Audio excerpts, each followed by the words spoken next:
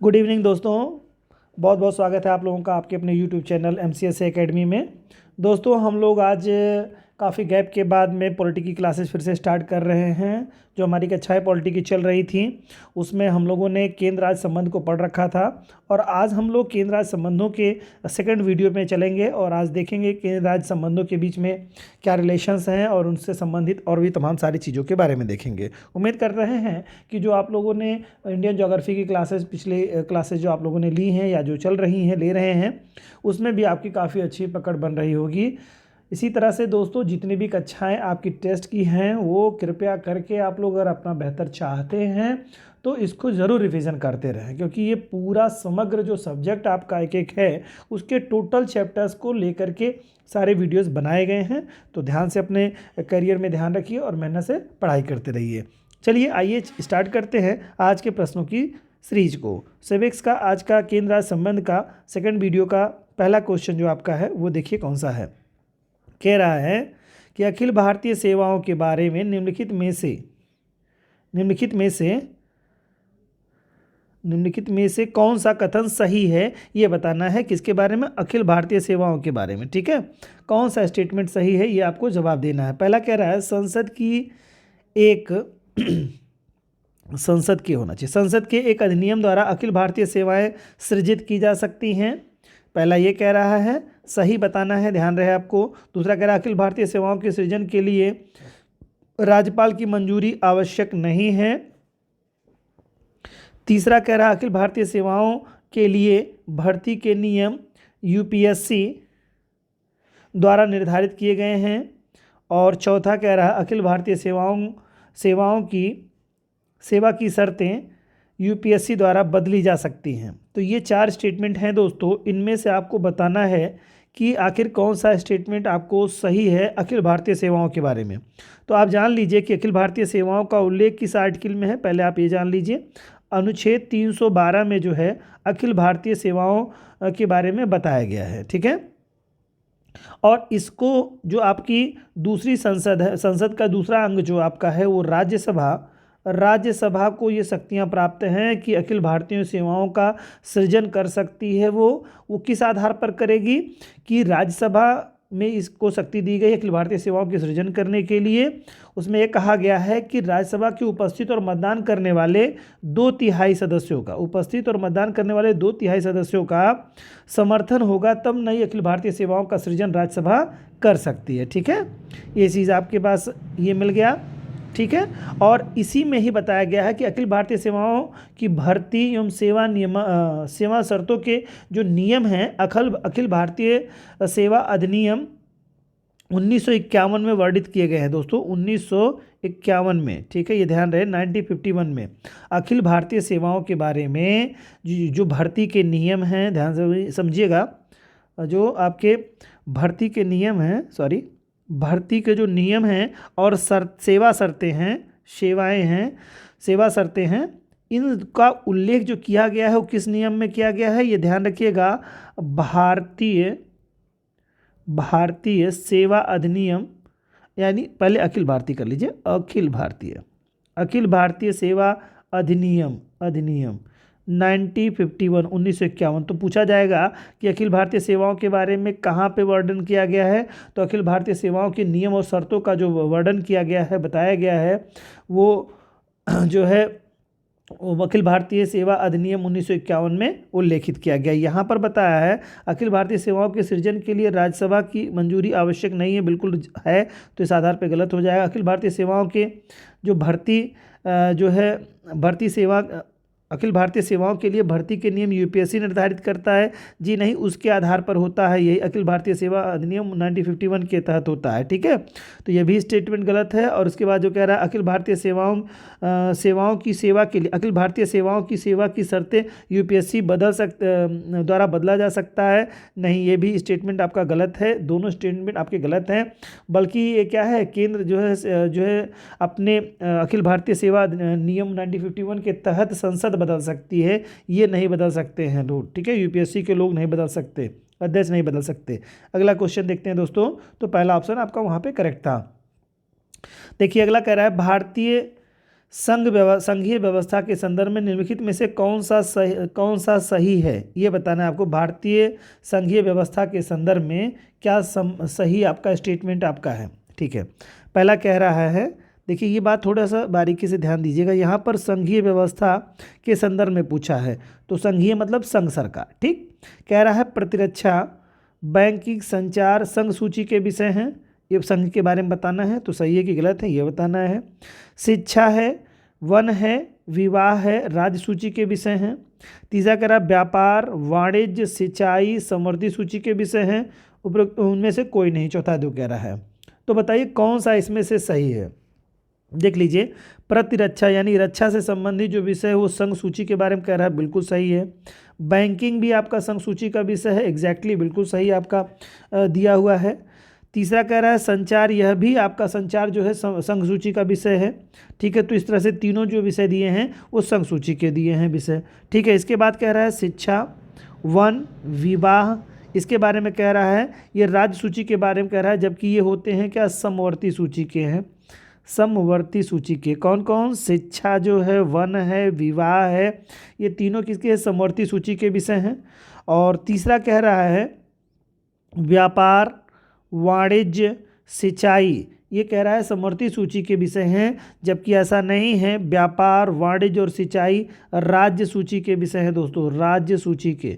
तो यहाँ पर उल्टा कर दिया था, इस कारण से गलत हो गया। तो ये याद रख लीजिएगा, आप लोग एग्जाम में बार बार इससे इंडिविजुअल क्वेश्चन पूछता है, चाहे छोटी परीक्षाएं हो या कोई आयोग की परीक्षाएं हो, सभी में इस तरह से प्रश्न पूछता है दोस्तों। तो शिक्षा, वन और विवाह, इसको ध्यान में रखिएगा, ये समवर्ती सूची के विषय हैं। शिक्षा पर केंद्र सरकार, राज्य सरकार दोनों करती है। देखिए, राज्य यूनिवर्सिटी और केंद्रीय यूनिवर्सिटी, इसी से केवल याद रखिएगा, केंद्रीय यूनिवर्सिटियाँ भी हैं, राज्य यूनिवर्सिटियाँ भी हैं, यानी स्टेट यूनिवर्सिटीज़ भी हैं, तो इसका मतलब दोनों का है विषय। वन के बारे में आप देखेंगे तो दोनों के विषय आपके आएंगे। ठीक है, और विवाह भी आपका दोनों के विषय के अंतर्गत आता है आपको। फिर इसके बाद में अगर राज्य सूची की बात करेंगे तो जितना भी व्यापार है इंटरनल, वो सब कौन करता है, राज्य अपने हिसाब से करता है। वाणिज्य भी करता है, और सिंचाई के भी जो भी विषय है वो राज्य सूची के विषय के अंतर्गत आते हैं। तो चलिए यहाँ पर पहला ऑप्शन राइट हो जाएगा। अगला है दोस्तों 7वीं अनुसूची के संदर्भ में निम्नलिखित पर विचार कीजिए। 7वीं अनुसूची के बारे में बता रहा है। ठीक है, 7वीं अनुसूची में क्या कहा गया है, देखिए ये तीनों बातें बताई गई हैं, संघ सूची के विषय, राज्य सूची के विषय, समवर्ती सूची के विषय। तो यहाँ पर पूछा है 7वीं अनुसूची के संदर्भ में निम्नलिखित पर विचार कीजिए, 7वीं अनुसूची के बारे में। फिर कह रहा है यहाँ पर 7वीं अनुसूची में जो राज्य सूची है उसके बारे में कह रहा है सार्वजनिक स्वास्थ्य और स्वच्छता। ठीक है, ये बात बता रहे हैं यहाँ पर। और तीसरा कह रहे हैं, मतलब दूसरे में कह रहे हैं संघ सूची, इसमें कह रहा है नागरिकता, देशीकरण और अन्य बातें बताई गई हैं, इसमें संघ सूची के अंतर्गत हैं। समवर्ती सूची में कह रहा है विधि, चिकित्सा और अन्य प्रवृत्तियाँ, ये बता रहे हैं। तो बताना है आपको इसमें, आगे देख लीजिए क्या कह रहा है। अच्छा, इसमें कहना आपको क्या है कि निम्नलिखित पर विचार कीजिए। ठीक है, तो इसमें से आपको कौन सा सही आपको ये लग रहा है। तो देख लीजिए आप जरा, संघ सूची में आप जान लीजिए कि 7वीं अनुसूची जो है वो संघ सूची के निर्दिष्ट 17 विषयों में नागरिकता, देशीकरण और अन्य देशी विषय मामले आपके आते हैं। प्रविष्ट संख्या 17 जो दी गई है किसमें, समवर्ती सूची में, वहाँ पर संघ सूची के बारे में बताया गया है। ठीक है, 7वीं अनुसूची के जो है प्रविष्ट संख्या, सूची संख्या जो है 17 में नागरिकता, देखिए नागरिकता और देशीकरण के बारे में बताया गया है। ठीक है, तो ये चीज़ आपको बताई गई है संघ सूची के बारे में। ठीक है, तो ये यहाँ पर बिल्कुल ये करेक्ट हो जाता है। इसके अलावा राज्य सूची के अंतर्गत जो है सूची प्रविष्ट संख्या 6 में, ये बात देख लीजिए, यहाँ पर क्या प्रविष्ट संख्या 17 थी, और यहाँ पर राज्य सूची के प्रविष्ट संख्या 6 में जो है वो क्या बताया गया है, सार्वजनिक स्वास्थ्य और स्वच्छता की बात को शामिल किया गया है। ये भी आपका स्टेटमेंट सही है। और समवर्ती सूची के बारे में अगर कहेंगे तो प्रविष्ट संख्या 26 में विधि है, चिकित्सा है और अन्य प्रवृत्तियों का उल्लेख किया गया है। तो इस आधार पर सभी सही हैं 7वीं अनुसूची के बारे में। ठीक है, यानी कहने का मतलब, इसको अगर हम व्यवहारिक जवाब दें तो ये जो विषय दिए गए हैं सभी सही दिए गए हैं। राज्य सूची के विषय में कह रहा है सार्वजनिक स्वास्थ्य और स्वच्छता, जी हाँ बिल्कुल सही है। सार्वजनिक स्वास्थ्य और स्वच्छता ये दोनों क्या है, राज्य सूची के विषय के अंतर्गत आते हैं आपके। और संघ सूची में नागरिकता, देशीकरण, अन्य विषय आ जाते हैं। और समवर्ती सूची में विधि है, चिकित्सा है और अन्य प्रवृत्ति आती है। तो सभी यहाँ पर कूट सुमेलित आपके दिए गए हैं। चौथा ऑप्शन राइट हो जाएगा। नेक्स्ट है अंतरराज्य परिषद के संदर्भ में निम्नलिखित में से कौन सा सही है, ये बताना है आपको। अंतरराज्य परिषद के बारे में कौन सा स्टेटमेंट आपका करेक्ट है, ये बताना है आपको। पहला कह रहा है यह एक अस्थाई संवैधानिक निकाय है। अंतरराज्यीय परिषद जो है एक अस्थाई संवैधानिक निकाय है, ये कह रहे हैं। दूसरा कह रहा है गृह मंत्री मंत्रिपरिषद के अध्यक्ष के तौर पर कार्य करते हैं, ठीक है। तीसरा कह रहा है परिषद किसी भी विवाद का निपटारा कर सकती है, चाहे वह विधिक हो या गैर विधिक हो, ठीक है। और चौथा कह रहा है पुंछी आयोग के सुझाव पर इसका प्रथम बार गठन किया गया था। तो ये बता रहा है आपको इसके बारे में। तो देख लीजिए जरा सा। कह रहा है पहला राज्य परिषद के बारे, अंतरराज्य परिषद के बारे में, यह एक अस्थाई संवैधानिक निकाय है। तो इसके बारे में जो कह रहा है, तो एक अस्थाई संवैधानिक निकाय के बारे में तो क्या है, अंतरराज्यीय परिषद एक संवैधानिक निकाय है कि नहीं है? ये एक अस्थाई संवैधानिक निकाय नहीं है, क्योंकि ये समय समय पर राज्यों में बदलती ज़रूरत के हिसाब से वो करते रहते हैं, ठीक है। और इसमें जो है इसका जो उल्लेख किया गया है वो आर्टिकल आपका जरा ध्यान से समझिएगा। आर्टिकल 263 अनुच्छेद 263 में क्या कहा गया है, जहाँ पर इसका गठन जो है लोकहित की पूर्ति हेतु राष्ट्रपति किसी भी समय कर सकता है। तो यहाँ पर अस्थाई समितियाँ कोई ज़रूरी नहीं है कि एक संवैधानिक अस्थाई संवैधानिक निकाय हो, जैसा ज़रूरत होगी उस हिसाब से राष्ट्रपति महोदय कर देंगे। और अनुच्छेद 263 के बारे में जो मैंने बताया, ये राज्यों के बीच तथा केंद्र और राज्यों के बीच सामंजस्य स्थापित करने के लिए अंतरराज्यीय परिषदों के गठन की अनुमति देता है ये आपको, ठीक है। ये संविधान जो हमारा देता है 263 के तहत केंद्र और राज्यों के बीच सामंजस्य स्थापित करने के लिए अंतरराज्यीय परिषदों के गठन की अनुमति देता है। और यह एक अस्थाई संवैधानिक निकाय नहीं है। यहाँ पर चूंकि अस्थाई कहा है तो यहाँ पर यह अस्थाई नहीं है, ये अस्थाई है, अस्थाई, ठीक है। बस इतना अंतर था इसमें। अस्थाई संवैधानिक निकाय है और ये केंद्र और राज्यों के मध्य में संबंधों के लिए राष्ट्रपति द्वारा गठित किया जाता है, ठीक है। और लोकहित की पूर्ति इसका मूल मकसद रहता है, ठीक है। राष्ट्रपति किसी भी समय इसको कर सकते हैं। दूसरा कह रहा है इसमें, तो यहाँ पर ये गलत हो गया। दूसरा कह रहा है गृह मंत्री परिषद के अध्यक्ष के तौर पर कार्य करते हैं। जी नहीं, यहाँ पर गृह मंत्री नहीं बल्कि प्रधानमंत्री जो है प्रधानमंत्री परिषद के अध्यक्ष के तौर पर कार्य करते हैं, ठीक है। और ये जो पहली बार जो गठित हुई थी ये भी जान लीजिए, प्रथम बार इसका गठन जो है सरकारीय आयोग के सुझाव के आधार पर राष्ट्रपति के अध्यादेश के द्वारा जो है 28 मई 1990 को गठित किया गया था। 28 मई को 1900 को ये गठित किया गया था। तो ये जान लीजिए इसके अध्यक्ष कौन होते हैं, प्रधानमंत्री होते हैं। और परिषद का जो पहली बार जो गठन किया गया था, प्रथम बार जो गठन किया गया था अंतर्राज्यीय परिषद का गठन, वो सरकारीय आयोग के सुझाव के आधार पर किया गया था, ठीक है। किसके? सरकारीय आयोग के सिफारिश के आधार पर किया गया था दोस्तों, ठीक है। आदेश पे कब किया गया था? 28 मई 1990 को किया गया था। तो ये भी आपका गलत हो गया। तीसरे को देखिए, तीसरे में कह रहा है आपका परिषद किसी भी विवाद का निपटारा कर सकती है, चाहे वो विधिक हो या गैर विधिक हो। जी हाँ, ये बिल्कुल सही है। चाहे वो विधिक हो और चाहे अविधिक हो, दोनों का निपटारा कर सकती है। इसका कार्य जो है परामर्शदात्री के रूप में कार्य करती है, ये ध्यान रखना है। परामर्शदात्री के रूप में कार्य करती है। या न्यायालयों की तरह यह बाध्यकारी नहीं दे सकती है, मतलब कोई निर्णय इस तरह से समिति जो है, जो अंतर्राज्यीय परिषद है, कोई निर्णय न्यायालय की तरह नहीं दे सकता है। परामर्श एक सुझाव दे सकता है, जिसको सरकारें लागू करना चाहें तो कर सकती हैं। ये है आपका। तो ये आपका स्टेटमेंट बिल्कुल सही है आपका। दूसरा कह रहा है पुंछी आयोग के सुझाव पर प्रथम बार यह गठित किया गया। नहीं, ये सरकारीय आयोग के सुझाव पर किया गया था। अभी मैंने बताया को पुंछी नहीं, सरकारीय आयोग की सिफारिश के आधार पर किया गया था, ठीक है। पुंछी आयोग तो आपका अप्रैल 2010 में गठित किया गया था। अप्रैल 2010 में गठित किया गया था। पुंछी आयोग की रिपोर्ट जो है केंद्र राज्य संबंध से संबंधित तो थी, लेकिन यहाँ पर अंतर्राज्यीय जो है संबंधों से नहीं रिलेटेड थी, ठीक है। और इनका पूरा जो नाम था पुंछी आयोग का, मदन मोहन पुंछी नाम था आपका। मदन जान लीजिएगा, मदन मोहन पुंछी, मदन मोहन पुंछी की अध्यक्षता में ये आयोग गठित किया गया था और इसका काम क्या था, केंद्र राज्य संबंधों से, सरकारियाँ भी इसी से रिलेटेड थी। ठीक है, चलिए आगे आते हैं। तो तीसरा इसमें ऑप्शन सही हो जाएगा दोस्तों। पांचवा है, निम्नलिखित में से कौन से विषय समवर्ती सूची से संबंधित हैं, ये आपको बताना है।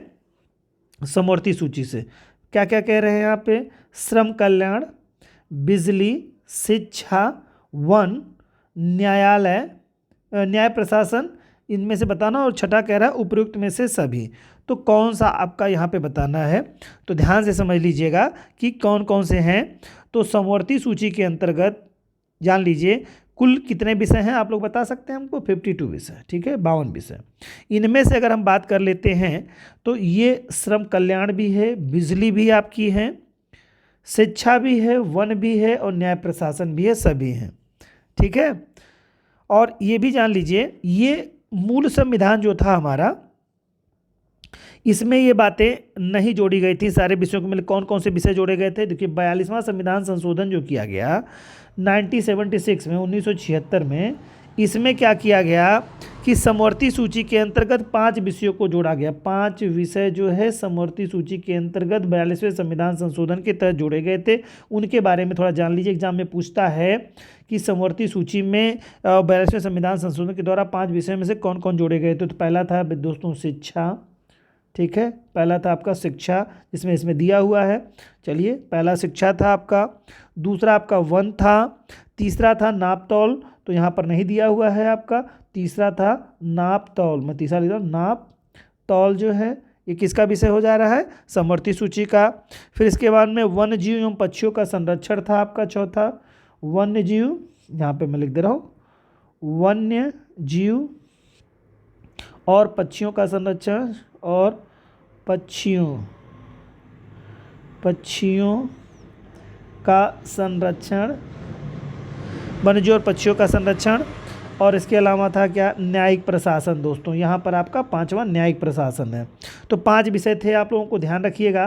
क्या था यहाँ पर, पहला शिक्षा था, दूसरा वन था, तीसरा नापतौल था, चौथा वन्यजीव और पक्षियों का संरक्षण था, और 5वां आपका न्याय प्रशासन था। तो 5 विषय आपके जोड़े गए थे 42वें संविधान संशोधन 1967 के तहत। ठीक है, और वर्तमान में इसमें 52 विषय शामिल हैं, 52 विषय।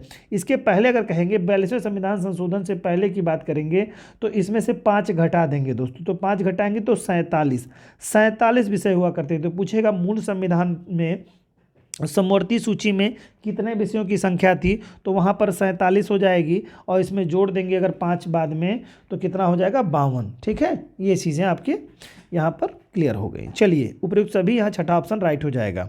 अगला कह रहा है उच्चतम और उच्च न्यायालयों के अतिरिक्त सभी न्यायालयों का गठन किसके द्वारा किया जा सकता है। कौन गठन करता है भाई, देखिए उच्चतम न्यायालय और उच्च न्यायालय, यानी कि सुप्रीम कोर्ट और हाई कोर्ट के अतिरिक्त, के अलावा की बात कर रहा है, सभी न्यायालयों का गठन किसके द्वारा किया जाता है, तो संसद के द्वारा। फिर दूसरा कह रहा है राज्य विधानमंडल द्वारा, दोनों के द्वारा। और चौथा कह रहा है आपका किसके द्वारा, इनमें से किसके द्वारा, तो ये आपको बताना है। तो जरा बताइए, फटाफट जवाब दीजिए कि किसके द्वारा करेगा। तो देख लो दोस्तों, यहाँ पर बात इसके बाद क्या हो जाएंगे, जिला न्यायालय की बात हो जाएगी। ठीक है, जिला न्यायालय की बात हो जाएगी। और इसके अलावा और भी तमाम सारे जो भी न्यायालय होते हैं उनके बारे में है, तो दोनों गठित कर सकते हैं दोस्तों। चाहे कौन, विधानमंडल भी कर देगा और राज्य भी कर देगा आपका। ठीक है, ये चीज़ें आपकी होंगी। ठीक है, तो यहाँ ऑप्शन बिल्कुल करेक्ट हो जाएगा। क्लियर, चलिए अगले प्रश्न पे आते हैं। अगला प्रश्न आपका कह रहा है केंद्र राज्य संबंधों पर वर्ष 1977 में पश्चिम बंगाल सरकार द्वारा एक ज्ञापन पेश किया गया, जिसके विषय वस्तु में निम्नलिखित में से क्या सम्मिलित नहीं थी। यानी केंद्र सरकार ने, केंद्र राज्य संबंधों के संबंध में पश्चिम बंगाल सरकार ने क्या किया था, एक ज्ञापन दिया था। ठीक है, ज्ञापन पेश किया था, जिसके विषय वस्तु में निम्नलिखित में से क्या सम्मिलित नहीं था, ये आपको बताना है। पहला कह रहा है कि संविधान के अनुच्छेद 263 के अधीन एक अंतर्राज्य परिषद गठन के बारे में कहा गया था, अंतर्राज्य परिषद का गठन के बारे में कहा गया था। और दूसरा कह रहा है अखिल भारतीय सेवाओं को पूर्णतः समाप्त कर देना कहा गया था। और तीसरा कह रहा है नए राज्यों के निर्माण एवं वर्तमान राज्यों के पुनर्गठन में राज्यों की सहमति अनिवार्य बनाई जाए। और चौथा कह रहा है राज्यसभा को लोकसभा के बराबर शक्तियां दी जाएं। ये बात कही गई थी कहाँ पर? केंद्र राज्य संबंधों पर 1977 में पश्चिम बंगाल सरकार द्वारा एक ज्ञापन पेश किया गया था। ठीक है, उसमें से कौन सी बात कह रहे क्या सम्मिलित नहीं था? तो उसमें यही पहला स्टेटमेंट जो है वो नहीं सम्मिलित था दोस्तों। अनुच्छेद 263 के अधीन एक अंतर्राज्य परिषद के गठन के बारे में ये वाला नहीं है, तो आप जान रहे हैं, तो राष्ट्रपति करता है अंतर्राज्यीय परिषदों का, तो ये नहीं था। बाकी तीनों मुद्दे थे उसमें। ठीक है, उस समय क्या था कि मोरारजी देसाई की अध्यक्षता में गठित प्रशासनिक सुधार आयोग आर्टिकल 263 के तहत एक अंतर्राज्यीय परिषद के गठन की सिफारिश करता है, करता था। ये बात आपकी कही गई थी। ठीक है, जो कि बात यहाँ पे कह रहा है आपको मोरारजी की देसाई की अध्यक्षता में, तो लेकिन यहाँ पर कह रहा है क्या? पश्चिम बंगाल सरकार के एक ज्ञापन द्वारा नहीं, यहाँ पर पश्चिम बंगाल सरकार के द्वारा ज्ञापन के द्वारा नहीं, बल्कि मोरारजी देसाई जो प्रधानमंत्री थे आपके, मोरारजी देसाई, ठीक है, की अध्यक्षता में एक प्रशासनिक सुधार आयोग गठित किया गया था। ठीक है, और उसमें उसने जो है अनुच्छेद 263 के अधीन एक अंतर्राज्यीय परिषद की गठन की सिफारिश, ठीक है, की थी। तो ये हो जाएगा। और बाकी ये तीनों सिफारिशें की गई थी, लेकिन संजोग से एक भी सिफारिश को माना नहीं गया था। ठीक है, ये तीनों सिफारिशें की गई थी अखिल भारतीय सेवाओं के को लेकर के, जो उन्होंने कहा है पूर्णतः समाप्त कर देना चाहिए, ये सिफारिश थी। दूसरा का नए राज्यों के पुनर्गठन और वर्तमान राज्यों के पुनर्गठन के गठन में राज्यों की सहमति अनिवार्य बनाई जाए। और चौथा कह रहा है राज्यसभा को लोकसभा के बराबर शक्तियाँ दी जाएँ। ये तीनों स्टेटमेंट आपके दिए गए थे। ठीक है, ओके, चलिए, तो ये तीनों बातें आपको ये कही गई थी, लेकिन संसद में मैंने बताया कि मानी नहीं थी। अब थोड़ा सा मोरारजी देसाई के बारे में जान लीजिए कि मोरारजी देसाई पहले ऐसे राजनेता थे, ये चौथे नंबर के राजनेता थे जो प्रधानमंत्री थे, जो कि गैर कांग्रेसी प्रधानमंत्री थे। इनके बारे में आप जान लीजिए। ठीक है, और इन्होंने कांग्रेस के बजाय अन्य दल से कोई एक सरकार बनाने वाले पहले नेताओं में से एकमात्र व्यक्ति यही रहे हैं, मोरारजी देसाई।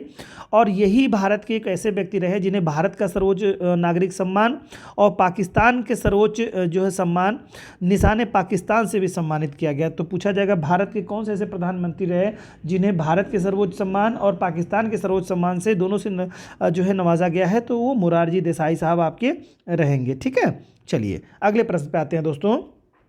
अगला प्रश्न आपका है, कह रहे हैं निम्नलिखित में से कौन भारत के संविधान के अनुच्छेद 263 के अधीन अंतर्राज्यीय परिषद की स्थापना करने के लिए सशक्त है? ये आपको बताना है कि किसके पास शक्ति है। पहला कह रहा है संसद, दूसरा कह रहा है मंत्रिपरिषद, तीसरा कह रहा है भारत का राष्ट्रपति, चौथा कह रहा है आपका भारत का मुख्य न्यायमूर्ति। तो आपको देखा है, अभी आपने बताया मैंने कि जो है सरकारिया आयोग की सिफारिशों के तहत 1990 में अध्यादेश के माध्यम से अंतर्राज्यीय परिषदों का गठन किया जा सकता है। और इसके लिए जो व्यवस्था बनाई गई है वो कौन करता है? अंतर्राज्यीय परिषदों का अनुच्छेद 263 में स्पष्ट रूप से उल्लेख किया गया है, यदि राष्ट्रपति को प्रतीत हो कि अंतर्राज्यीय परिषद की स्थापना से लोकहितों की सिद्धि होती है तो वह अपने आदेश के माध्यम से ऐसी परिषदों की स्थापना कर सकता है। ठीक है, अंतर्राज्यीय परिषदों की स्थापना किसके, उसको संसद की ज़रूरत नहीं है, पूछने की ज़रूरत नहीं है। 263 के तहत वो अगर उसको लगता है कि अंतर्राज्यीय परिषद की स्थापना से लोकहित की सिद्धि होगी तो वो अंतर्राज्यीय परिषदों की गठन कर सकता है। कौन? राष्ट्रपति महोदय कर सकते हैं। क्लियर? चलिए अगले प्रश्न पे आते हैं दोस्तों। कह रहा है पुंछी आयोग के बारे में कह रहा है। तो पुंछी में शब्द ये थोड़ा सा त्रुटिपूर्ण है दोस्तों, पुंछी ऐसे होना चाहिए, पुंछी आयोग की रिपोर्ट किससे संबंधित थी? तो मैंने अभी आपको पिछले प्रश्न में बताया था, पुंछी आयोग की जो रिपोर्ट थी वो केंद्र के संबंध में थी, केंद्र राज्य के संबंध में। यहाँ पर कोई ऑप्शन नहीं दे रहा है, केंद्र, अच्छा है, केंद्र राज्य संबंध में। पहला है केंद्र राज्य संबंध में है, दूसरा निर्वाचन, नहीं तो ये सब हो ही नहीं सकता है। राजकोषीय संघ राज्य क्षेत्र में ये पद्धति में ये भी नहीं है, संघ राज्यों के सृजन में यही होगा। आपको केंद्र राज्य संबंधों पर है और ये जानते हैं, मैंने बताया आपको पिछले प्रश्न में, फिर बता दे रहा हूँ। अप्रैल 2010 में पुंछी आयोग जो है अपनी रिपोर्ट के जो है रिपोर्ट का संबंध केंद्र राज्य संबंधों से है और इनका पूरा नाम मैंने अभी बताया, मदन मोहन पुंछी है। ठीक है, मदन मोहन पुंछी की अध्यक्षता में कमेटी गठित की गई जो कि केंद्र राज्य संबंधों को लेकर के थी। तो ऑप्शन ए राइट हो जाएगा आपका। चलिए 10वां नंबर प्रश्न आपका है, निम्नलिखित में से कौन सा विषय संघ सूची में सम्मिलित है, सम्मिलित नहीं है। ध्यान रखिएगा दोस्तों, सॉरी सम्मिलित नहीं है, इस बात को ध्यान रखिएगा। तो कौन सा विषय नहीं जो है सम्मिलित है, किसमें, संघ सूची में पूछा है। तो पूछ रहा है क्या, प्रतिरक्षा है, बैंकिंग है, भूमि है, वायु है। तो कौन सा नहीं, देखिए वायु सेवा जो है ये तो बिल्कुल संघ सूची का विषय है भाई। हवाई जहाज़ वगैरह किस में, हेलीकॉप्टर वगैरह किसके अंतर्गत आएंगे, सब उसी के अंतर्गत है बिल्कुल। प्रतिरक्षा यानी सुरक्षा की बात हो रही तो बिल्कुल है, एक संघ सूची का विषय है। बैंकिंग भी संघ सूची का विषय है। नोटों को बंद करने की बात किसने की थी, आदरणीय प्रधानमंत्री मोदी जी ने। तो ठीक है, तो वहाँ पर आपको बैंकिंग भी उन्हीं के अंडर में आता है पूरी तरह से। भूमि के बारे में आपको बात करना है, तो भूमि आपका राज्य सूची का विषय है। ठीक है दोस्तों, राज्य सूची का विषय है, राज्य सूची का विषय है। सूची, राज्य सूची का विषय कौन है, भूमि है। ठीक है, ओके, ये चीज़ है। अगला है प्रश्न आपको है दोस्तों, निम्नलिखित में से कौन सा विषय संघ सूची का है, ये आपको यहाँ पर बताना है संघ सूची के विषय के बारे में। तो देखिए पुलिस जो है आपका किसका विषय है, राज्य का विषय है आपका। बंदरगाह संघ का विषय आपका है। वाणिज्य व्यापार, आपको मैंने पिछले प्रश्न में बताया, जवाब फट से दीजिए कि जो है वाणिज्य व्यापार किसका है, राज्य का विषय है। सार्वजनिक स्वास्थ्य जो है ये किसका विषय है आपका, बताइए, जवाब दीजिए फटाफट ऑप्शन में, कमेंट बॉक्स में बच्चे जवाब दें। तो यहाँ पर ऑप्शन क्या होगा आपका, बी हो जाएगा। ठीक है, बी हो जाएगा, ठीक, ऑप्शन बी हो जाएगा इसके लिए। ये भी राज्य सूची का ही विषय है दोस्तों, ध्यान रखिएगा। सार्वजनिक स्वास्थ्य पिछले प्रश्न में था ये। चलिए, निम्नलिखित में से कौन से विषय समवर्ती सूची में शामिल हैं। समवर्ती सूची में आपको बताना है कि समवर्ती सूची में क्या क्या आपको शामिल है। कह रहा है दोस्तों यहाँ पर युद्ध और शांति, पहला कह रहा है युद्ध और शांति। युद्ध और शांति क्या है, इस समवर्ती सूची के विषय में आपके आएंगे, कभी नहीं आ सकते हैं। युद्ध की बात जहाँ तक आ गई वो सब संघ सूची का विषय हो जाएगा। ठीक है, मजदूर संघ की बात हो रही है, मजदूर संघ आपका समवर्ती सूची ही पूछा है प्रश्न में, ध्यान रखिएगा, इसको समवर्ती सूची है तो मजदूर संघ है। जी हाँ बिल्कुल, ये मजदूर संघ आपका आएगा। इसके अलावा क्या है, विदेशी मामले आपके आएंगे, नहीं, ये भी संघ सूची के विषय नहीं है, समवर्ती सूची के विषय में नहीं, संघ सूची के विषय में आएंगे। वन आएगा आपका, शिक्षा भी आएगी, पिछले प्रश्न में अभी आपने देखा है, शिक्षा आएगी। और स्थानीय स्वशासन तो बिल्कुल उसके विषय में नहीं आएगा आपका, ये सब स्थानीय स्वशासन राज्य सूची का विषय होगा। अभी मैंने पिछले प्रश्न में बात की थी, राज्य सूची का विषय है, राज्य सूची का विषय। ठीक है, तो ये 3 हो जाएंगे दोस्तों। इसमें से कौन कौन, पहला मजदूर संघ यानी दूसरा हो जाएगा, फिर इसके बाद में वन आपका है जो कि चौथा हो जाएगा, और 5वां आपका शिक्षा हो जाएगा। तो 2, 4, 5 का जो ऑप्शन होगा वही ऑप्शन करेक्ट हो जाएगा। 2, 4, 5 का ऑप्शन फर्स्ट है, वही राइट आंसर हो गया। चलिए अगले प्रश्न पे आते हैं, निम्नलिखित में से कौन सा विषय अवशिष्ट शक्तियों में शामिल है। अवशिष्ट शक्तियाँ जिनके बारे में कहीं उल्लेख नहीं है, अवशिष्ट शक्तियाँ, विशेष शक्तियाँ जो किसको दी गई हैं, तो केंद्र को दी गई हैं, आपको मालूम है। तो शराब है, शराब अवशिष्ट शक्तियाँ नहीं, तो राज्य का है, ये नहीं हो सकता। साइबर कानून, फिर क्या विदेशी व्यापार, तो संघ सूची का विषय हो गया। मुद्रा संघ सूची का विषय हो गया। साइबर कानून, यही समवर्ती अवशिष्ट शक्तियाँ जो हैं ये साइबर है। इसके बाद में अंतरिक्ष प्रौद्योगिकी है, इन सब चीज़ों के लिए जो कानून बनते हैं वो क्या है, साइबर कानून वगैरह अवशिष्ट शक्तियों के अंतर्गत आए, जिनके बारे में संविधान में कोई उल्लेख नहीं किया गया है, तो उसमें केंद्र सरकार ही कानून बनाएगी। अगला है, निम्नलिखित में से कौन से विषय संघ सूची में शामिल हैं, ये बताना है आपको, कौन से विषय संघ सूची में शामिल हैं। पहला कह रहा है परमाणविक ऊर्जा, ठीक है, दूसरा कह रहा है रेलवे, तीसरा कह रहा है डाक और तार, चौथा कह रहा है मुद्रा। तो भाई बताइए, सभी शामिल हैं, बिल्कुल आसान सा है। परमाणु ऊर्जा के बारे में राज्य को दिया नहीं जा सकता, रेलवे भी केंद्र का विषय है, डाक और तार भी केंद्र का विषय, और मुद्रा तो आपको बात चर्चा हुई ही थी। तो चारों ऑप्शन यहाँ पर करेक्ट हो जाएंगे, इस नाते 5वां आपका हो जाएगा यहाँ पर। ठीक है, चलिए अगले प्रश्न पे आते हैं दोस्तों। कह रहा है वर्ष 1990 में अंतरराज्य परिषद की स्थापना निम्नलिखित में से किसकी अनुशंसा पे हुई थी। देखिए बहुत ही अच्छा क्वेश्चन है, अभी बात हम लोगों ने की थी। पहला कह रहा है पुंछी आयोग, नहीं दोस्तों ये अंतरराज्य 1990 की बात कर रहा है। अभी 90 में मैंने बताया था कि क्या गठित हुआ था। तो देखिए सरकारिया आयोग की सिफारिश पे कहा था ना मैंने, बिल्कुल सरकारिया आयोग की सिफारिश पे अंतर्राज्यीय परिषदों का गठन किया गया था। मई 1990 की बात हो रही है। सरकारी आयोग की सिफारिश के तहत संविधान के भाग कितने, 11 में, भाग 11 में, ध्यान समझिएगा, भाग 11 में अनुच्छेद 263 दिया हुआ है। 263 के अंतर्गत अंतर्राज्यीय परिषदों के संबंध में उपबंधित किया गया है। तो यहाँ पर आपको ये ध्यान रखना है, भाग 11 की बात हो रही है। 16 नंबर प्रश्न है दोस्तों, संविधान की 7वीं अनुसूची में प्रदत्त संघ सूची के विषयों पर कानून बनाने का अधिकार संसद को है। इस संदर्भ में निम्नलिखित में से कौन सा सूची में शामिल नहीं है, ये बताना है। तो रेलवे है, डाकतार है, मुद्रा है, बंदरगाह है, कृषि नहीं है। कृषि क्या है? नहीं है। सूची में आप देखेंगे तो आपको ये राज्य का विषय आपको मिलेगा, ठीक है। कृषि राज्य सूची के अंतर्गत आपको शामिल की गई है। कृषि आपकी राज्य सूची के अंतर्गत शामिल की गई है। और यहाँ पर अगर देख लेंगे तो सब कुछ आपका जो भी दिया है वो बिल्कुल संघ के बारे में दिया गया है। मैंने बताया ना आपको, डाकतार है, प्रतिरक्षा है, विदेशी मालवे है, रेलवे है, बंदरगाह है, विदेशी व्यापार है, मुद्रा है, सब कुछ आपका केंद्रीय विषय के अंतर्गत आपके आते हैं। चलिए अगला है क्वेश्चन दोस्तों, भारतीय संविधान में अवशिष्ट विषय पर कानून बनाने का अधिकार किसे प्राप्त है? अवशिष्ट शक्तियों पर तो निश्चित तौर से अभी पिछले प्रश्न में चर्चा हुई थी। तो अवशिष्ट शक्तियां किसके पास हैं? केंद्र के पास हैं, ठीक है। अवशिष्ट शक्तियों पर किसे बनाया जा सकता है और किस आर्टिकल में है अवशिष्ट शक्तियों के बारे में, ये जरा सा इंपॉर्टेंट है। 248 आर्टिकल 248 में जो है क्या बताया गया है? अवशिष्ट शक्तियों के संबंध में प्रावधान किया गया है, ठीक है। चलिए, और दूसरा क्या है? और ये तो बाकी चीज़ें, हाँ दोस्तों इस बात का ध्यान रखिएगा, मैंने अभी पिछले प्रश्न में बताया कि अवशिष्ट शक्तियों का उल्लेख जो है नहीं किया गया है। उसका ये मतलब था मेरे कहने का कि अवशिष्ट शक्तियों के बारे में जो अवशिष्ट जिनके बारे में कोई जिक्र ही नहीं संविधान करता है, वो पावर मतलब जो है केंद्र सरकार को आर्टिकल 248 के माध्यम से दी गई। यानी कि अवशिष्ट शक्तियाँ जो के बारे में जो भी कानून बनाएगा, कौन बनाएगा? केंद्र बनाएगा। और उसमें क्या है? 248 के तहत बनाएगा। ये बात मैंने कही थी, ठीक है। अगर किसी को कन्फ्यूजन रहा हो तो वो सुधार कर लेगा मित्र। अगले प्रश्न पे आइए, निम्नलिखित में से किस एक राज्य की सरकार ने केंद्र राज्य संबंधों के अध्ययन के लिए राजमन्नार समिति की नियुक्ति की थी? किसने की थी सरकार ने? बड़ा अच्छा प्रश्न है। आंध्र प्रदेश है, कर्नाटक है, महाराष्ट्र है, तमिलनाडु में। देखिए 1969 की बात है ये, ठीक है। तमिलनाडु सरकार ने डॉक्टर वीपी राजमन्नार की अध्यक्षता में केंद्र राज्य संबंधों की समीक्षा करने एवं राज्यों को स्वायत्तता दिलाने के लिए संविधान में संशोधन के सुझाव हेतु 3 सदस्यीय समिति का एक गठन किया था, ठीक है।